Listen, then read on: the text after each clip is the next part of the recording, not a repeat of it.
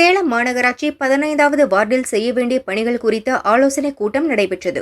Ward கவுன்சிலரும் Asthampatti மண்டல குழு தலைவருமான திமுகவைச் சேர்ந்த உமாராணி தலைமை வகித்தார். 15வது வார்டு சேலம் மேற்கு சட்டசபை தொகுதிக்குள் வருகிறது. கூட்டம் நடப்பதை அறிந்து தொகுதி எம்எல்ஏ அருள் ஆதரவாளர்களுடன் வந்தார். அருள் பாமகவைச் சேர்ந்தவர். என்னை ஏன் கூட்டத்துக்கு அழைக்கவில்லை, மக்கள் பிரச்சனையை பேச நான் வரக்கூடாதா என மாநகராட்சி அதிகாரிகளை எம்எல்ஏ அருள் கண்டித்தார். என் வீட்டுக்கு பக்கத்துல கூட்டம் போட்டு என்னையே கூப்பிடாம அசிங்கப்படுத்த பாக்குறீங்களா, எங்க வந்து சீன் போடுறீங்க என உமாராணியிடம் எம்எல்ஏ அருள் எகிறினார்.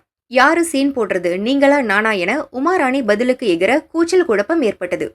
மாநகராட்சி உங்க சொத்தா, உங்க சொத்தா, மாநகராட்சி உங்க சொத்தா, அதிகாரி உங்க சொத்தா இல்லைங்க, உங்க சொத்தா மாநகராட்சி. இங்க ராஜநகருக்கு நான் தனியா ரேஷன் கடை பிரிச்சுட்டேன். பிரிச்ச ரேஷன் கடை வாடகை கடை வச்சிருக்கோம். இங்க கட்டி கொடுக்க சொல்லி கேட்கறேன், கட்டி கொடுக்க மாட்டேங்கிறாங்க. கட்டி கொடுக்க சொல்லி கேட்கறேன், கட்டி கொடுங்க. கட்டி கொடுக்க இடம் கொடுக்க மாட்டேன். நான் 16 லட்சம் பணம் கொடுத்துட்டேன். நான் 16 லட்சம் பணம் கொடுத்துட்டேன்.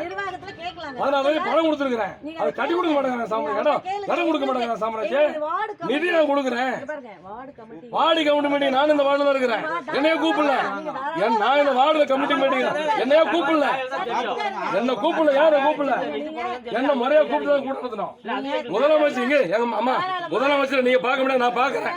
முதலமைச்சர் என்ன சொல்ல தெரியுமா, மக்கள் பிரச்சனையை தீர்க்க அனைவரையும் அழைத்து பேசி தீர்வு காண வேண்டும் என முதல்வர் ஸ்டாலின் சொல்கிறார். அதற்கு நேர்மாற நடக்கிறீங்க. முதல்வரை குற்றம் சாட்டுறீங்களா என அருள் கேட்க, முதல்வரை ஏன் இழுக்கிறீங்க என உமாராணி கொந்தளிக்க வாக்குவாதம் முற்றியது. உடனே எம்எல்ஏ அருள் கவுன்சிலரை கண்டித்து அங்கேயே உட்கார்ந்து தர்ணா செய்தார். அருகிலேயே கவுன்சிலர் உமாராணியும் உட்கார்ந்தார்.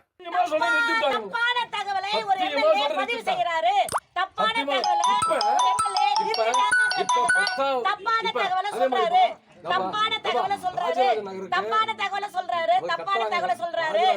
அதாவது எங்கேயுமே யாரும் போய் நிறுத்த முடியாது. அது அவரா சொல்லி எல்லாம் பண்ணிட்டு இருக்காரு. தப்பான தகவலை இங்க பதிவு செய்யறாரு. வரலாற்று பதிவு செய்யறாரு. தப்பான தகவலை பதிவு செய்யறாரு. தப்பான தகவலை எம்எல்ஏ பதிவு செய்யறார். தப்பான தகவலை எம்எல்ஏ பதிவு செய்யறார். கிட்டத்தட்ட அரை மணி நேரம் வாக்குவாதம் செய்த பிறகு அருள் புறப்பட்டு சென்றார்.